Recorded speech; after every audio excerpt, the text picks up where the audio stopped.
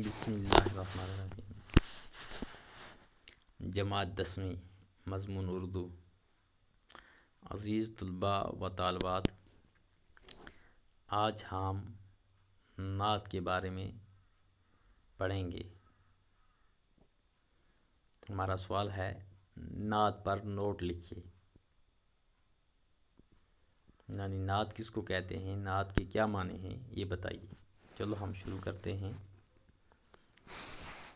جواب: نعت ایک صنف سخن کے طور پر عربی اور فارسی سے اردو میں آئی۔ نعت کے لغوی معنی مدح، ثنا اور تعریف کے ہیں۔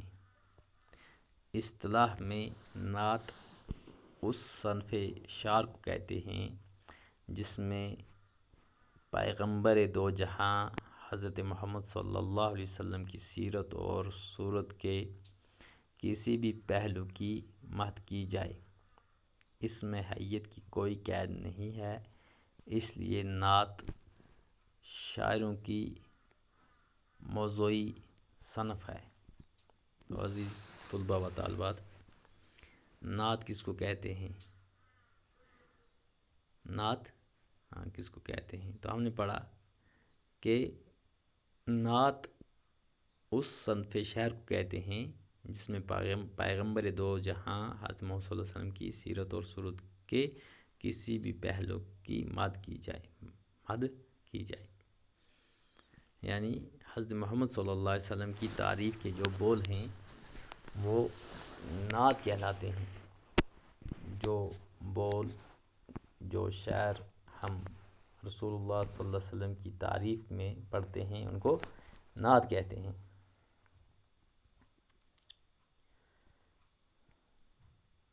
اس میں حیت کی کوئی قید نہیں ہے، اس لیے نعت شاعری کی موضوعی صنف ہے۔ دور رسالت میں باقاعدہ طور پر نعت گوئی کا آغاز ہوا۔ یعنی رسول اللہ صلی اللہ علیہ وسلم کی زندگی میں ہی نعت گوئی کا آغاز ہوا ہے۔ حضرت حسان بن ثابت رضی اللہ تعالیٰ عنہ، جو دربار نبی صلی اللہ علیہ وسلم کے شاعر تھے، انہوں نے حضور صلی اللہ علیہ وسلم کے سامنے متعدد بار نعتیہ اشعار پیش کیے۔ یعنی حضرت حسان بن ثابت رضی اللہ تعالیٰ عنہ رسول اللہ صلی اللہ علیہ وسلم صاحب نے ان کی زندگی میں جو ہے نعت کہی اور داد و تحسین حاصل کی۔ حسان ابن ثابت رضی اللہ تعالیٰ عنہ اور کعب بن زہیر رضی اللہ تعالیٰ عنہ عربی زبان کے نعت گو شاعر ہیں۔ کون کون سے؟ کہ رسول اللہ صلی اللہ علیہ وسلم کے زمانے کے اندر کہ اس وقت میں حسان ابن ثابت رضی اللہ تعالیٰ عنہ اور کعب بن زہیر رضی اللہ تعالیٰ عنہ عربی زبان کے نعت گو شاعر ہیں۔ عربی کے بعد فارسی زبان میں بھی نعت گوئی شروع ہوئی۔ یعنی عربی کے بعد کس زبان میں نعت گوئی شروع ہوئی؟ عربی کے بعد فارسی میں نعت گو شروع ہوئی۔ عربی کے بعد پہلی نعت کس زبان میں کہے گی؟ کہ عربی میں۔ عربی کے بعد فارسی زبان میں بھی نعت گوئی شروع ہوئی۔ تو عربی کے بعد کس زبان میں نعت شروع ہوئی؟ فارسی میں۔ اور بڑے بڑے نعت گو شاعر پیدا ہوئے۔ تو بڑے بڑے شاعروں نے کیا کی؟ نعت کو پیش کیا، نعتیں لکھی اور نعتیں کہیں۔